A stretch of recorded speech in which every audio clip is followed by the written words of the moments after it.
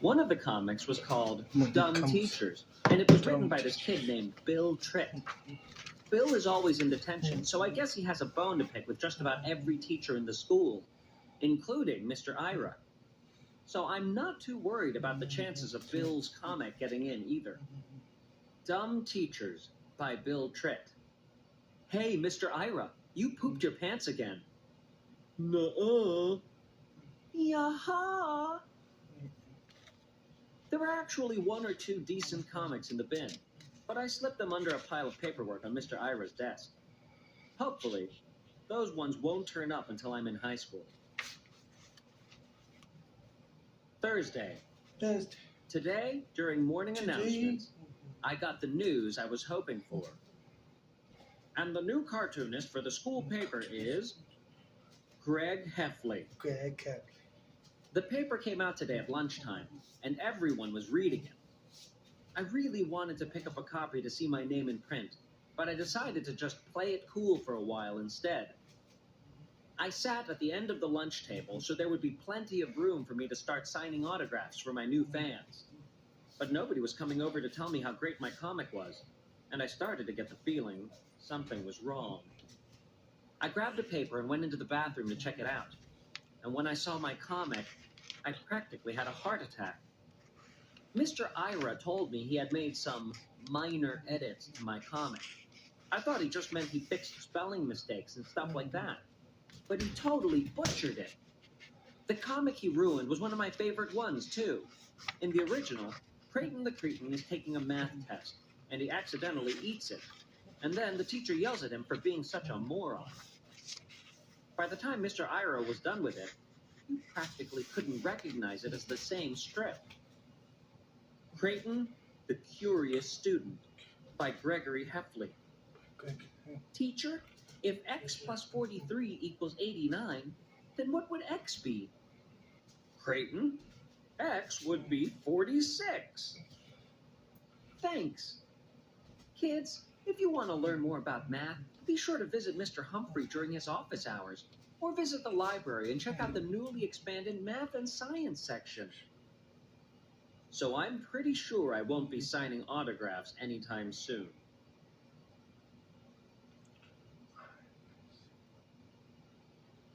March. Wednesday. Me and Rowley were enjoying our hot chocolate in the cafeteria with the rest of the patrols today, and there was an announcement on the loudspeaker. Rowley Jefferson, report to Mr. Winsky's office immediately. Rowley went down to Mr. Winsky's office, and when Rowley came back 15 minutes later, he looked pretty shaken up. Apparently, Mr. Winsky got a call from a parent who said they witnessed Rowley terrorizing the kindergartners when he was supposed to be walking them home from school. And Mr. Winsky was really mad about it. Rowley said Mr. Winsky yelled at him for about 10 minutes and said his actions disrespected the badge. You know, I think I might just know what this is all about. Last week, Rowley had to take a quiz during fourth period, so I walked the kindergartners home on my own. It had rained that morning, and there were a lot of worms on the sidewalk. So I decided to have some fun with the kids, and kind of chased them around for a while. But some neighborhood lady saw what I was doing, and she yelled at me from her front porch. It was Mrs. Irvine, who was friends with Rowley's mom. She must have thought I was Rowley, because I was borrowing his coat, and I wasn't about to correct her either. I forgot about the whole incident until today.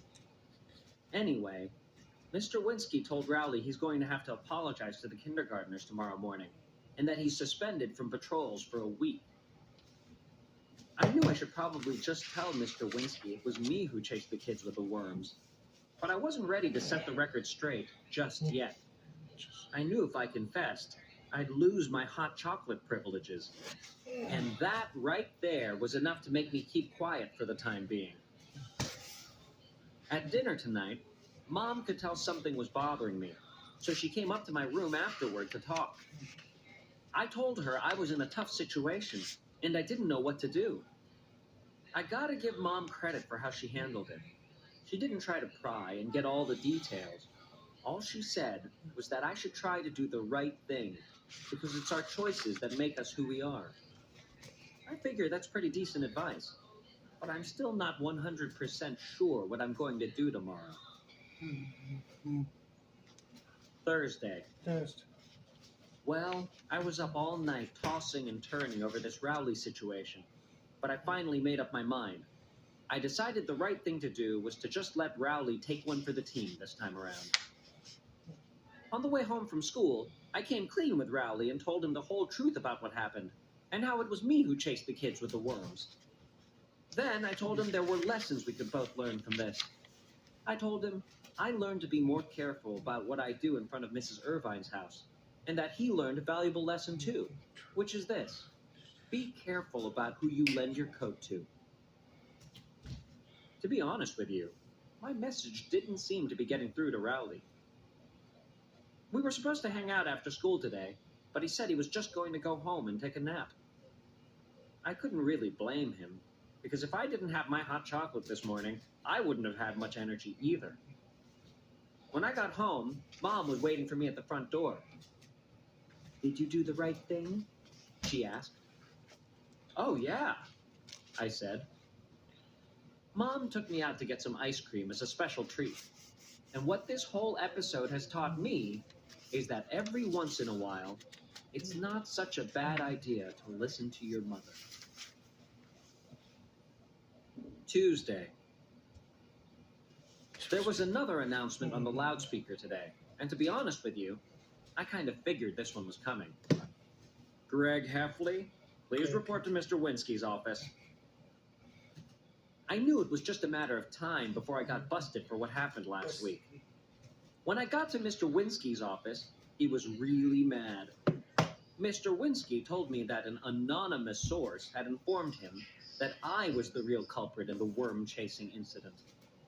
Then he told me I was relieved of my safety patrol duties, effective immediately. Well, it doesn't take a detective to figure out that the anonymous source was Rowley. I can't believe Rowley went and backstabbed me like that. While I was sitting there getting chewed out by Mr. Winsky, I was thinking, I need to remember to give my friend a lecture about loyalty.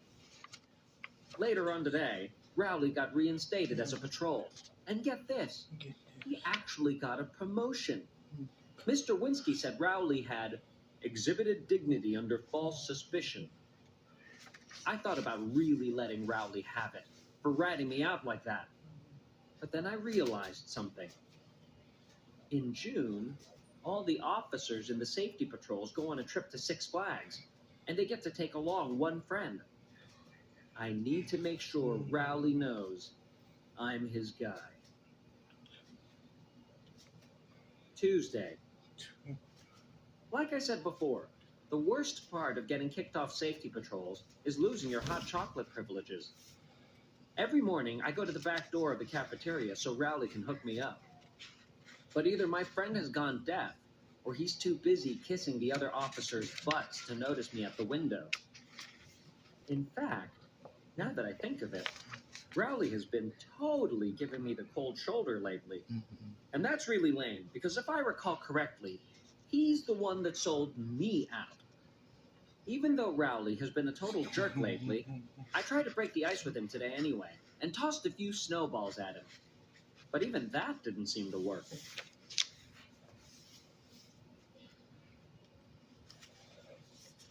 April. Friday. Ever since the worm incident, Rowley has been hanging out with Colin Lee every day after school.